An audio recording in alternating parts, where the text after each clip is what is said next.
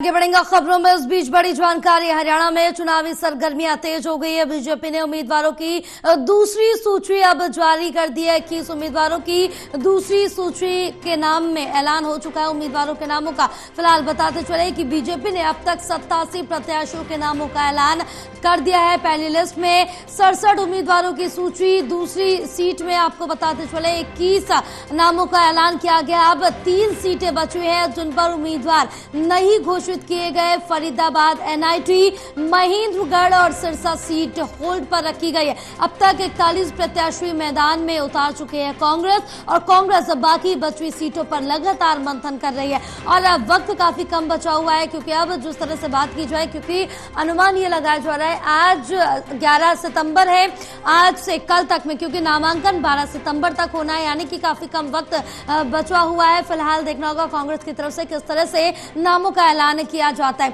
और ज्यादा जानकारी लेंगे, हमारे साथ एसोसिएट एडिटर देवेंद्र कथुरिया जुड़े हुए हैं। देवेंद्र, जिस तरह से देखें कि बीजेपी ने अपने 87 उम्मीदवारों के नामों की घोषणा कर दी है, जबकि कांग्रेस ने अभी 41 नामों की घोषणा की है। वक्त काफी कम बचा हुआ है अभी। जया, मैं ये कहूंगा कांग्रेस के लिए आज आखिरी दिन है। दरअसल जिन लोगों के नाम का ऐलान होना है, जो उम्मीदवार बनेंगे, वो आज ही पर्चा नहीं भर सकते। उसके लिए तैयारी करनी पड़ती है। रोड शो निकलते हैं, अपने नजदीकी लोगों को बुलाना होता है, एक शक्ति प्रदर्शन होता है, उसके लिए भी तैयारी के समय चाहिए, परमिशन चाहिए होती है, रोड शो निकालने की, इनवाइट करना होता है, बहुत सारी चीजें। आज हर कोई एक्सपेक्ट करता है कि मेरा सम्मान होगा तो मैं शामिल होऊंगा उनके प्रोग्राम में जी। तो अगर आज कांग्रेस की लिस्ट तो आज आएगी, क्योंकि कल लास्ट डे है। आज जिनकी लिस्ट आएगी, जो उम्मीदवार बनेंगे, और आज ही नामांकन करना उनके लिए बहुत मुश्किल रहेगा। तो मेरे को लगता है कल चूंकि आखिरी दिन है, तो आज तो हर हाल में लिस्ट आनी ही आनी है। और जो टिकट के दावेदार है कांग्रेस के, उनके समर्थक, परिवार के लोग, जान पहचान के, पड़ोसी, परिचित, जहाँ जहाँ जिसका नाता संबंध है, उन लोगों की नजरें लगातार कई दिन से कि आ जाए लिस्ट, आ जाइए। अब चूंकि बीजेपी ने अपनी लिस्ट बड़ी फिर जारी कर दी है, तो 87 उम्मीदवार आ चुके हैं।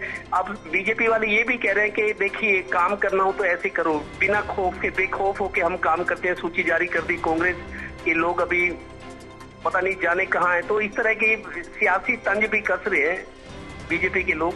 तो आज कांग्रेस की सूची आने की पूरी उम्मीद है। दोपहर तक आए, शाम तक आए, रात तक आए, क्योंकि कल आखिरी दिन है। और आखिरी दिन मेरे को लगता है जब कांग्रेस के इतने उम्मीदवार अभी बचे हुए हैं, आम आदमी पार्टी के हैं, कुछ गठबंधन के भी हैं, कल मेरे को लगता है बहुत मेला, भीड़ लगने वाली है नामांकन के लिए।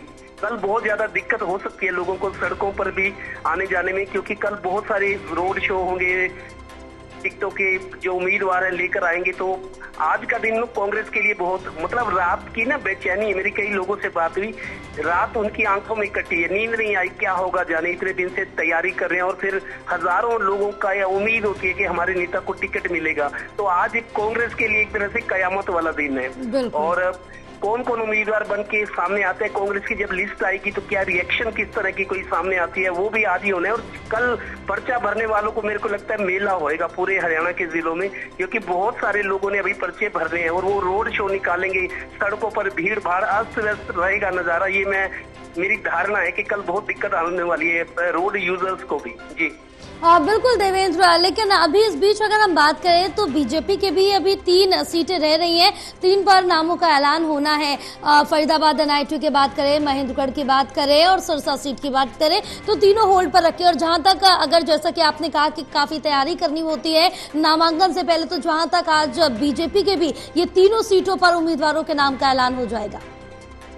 बिल्कुल जी, देखिए 3 सीटें जो बीजेपी की अभी फंसी हुई हैं, अटकी हुई हैं।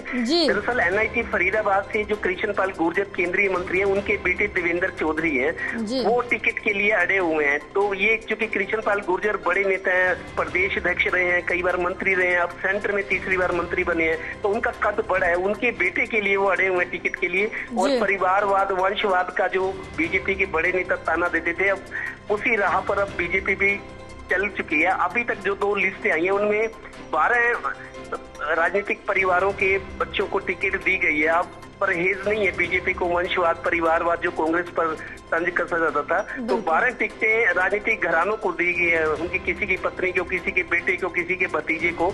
तो अब ये परिवारवाद वाला नारा नहीं चलेगा। दूसरी बात यह कि 3 टिकट जो है नैनेटी फरीदाबाद जो है वो कृष्ण पाल गुर्जर के बेटे की वजह से अटकी है। गोपाल कांडा ने समर्थन दिया हुआ है बीजेपी को।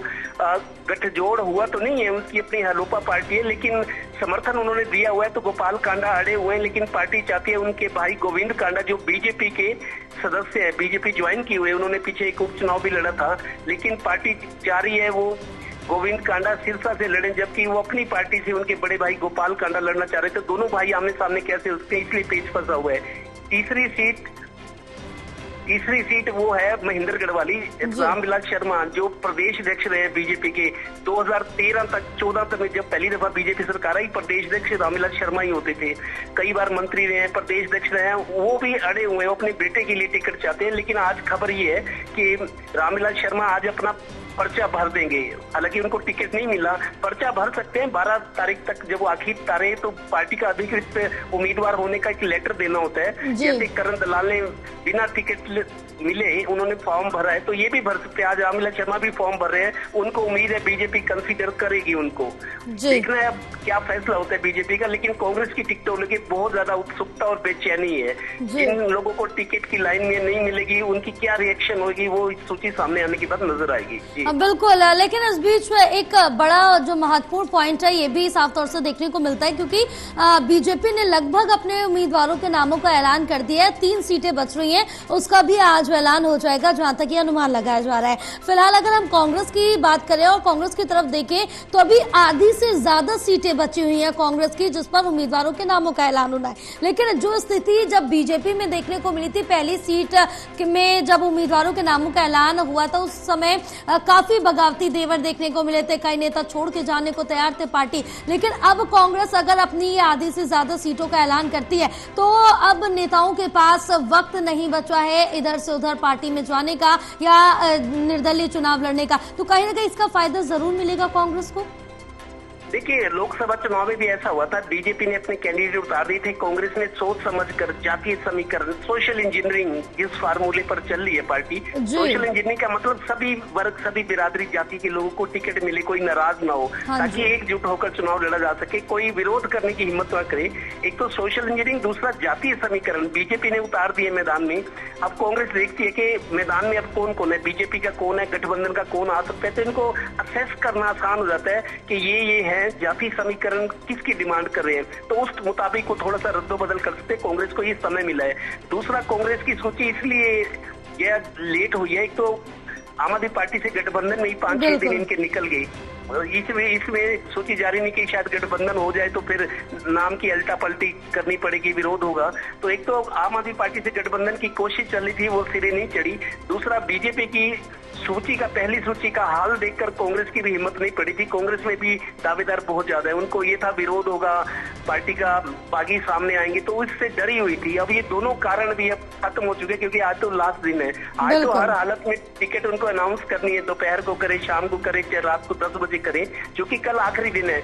जिन जिन लोगों को आज टिकट मिलेगी कांग्रेस की, वो आज नामांकन नहीं कर सकते, उसके लिए तैयारियां चाहिए, समय चाहिए। तो आज रात भर तैयारियां करेंगे जिन जिनको टिकट मिलेगा, कल नामांकन भरेंगे। और कल मेरे को नामांकन भरने में भी बहुत मशक्कत होगी, भीड़ बहुत होगी। कल बहुत सारे लोगों ने पर्चे भरने हैं, जो रह जाएंगे, जो बागी होंगे, निर्दलीय होंगे, वो भी पर्चे भरेंगे। तो कल मेरे को लगता है बहुत बड़ा हजूम नजर आएगा सड़कों पर और लघु सचिवालय में, जहां जहां व्यवस्था है कि नामांकन दाखिल करना है। कल लास्ट डेट है। आज देखते हैं कांग्रेस की सूची में क्या क्या सामने आता है और उसकी प्रतिक्रिया क्या होती है। जी, तमाम जानकारी साझा करने के लिए देवेंद्र बहुत शुक्रिया आपका।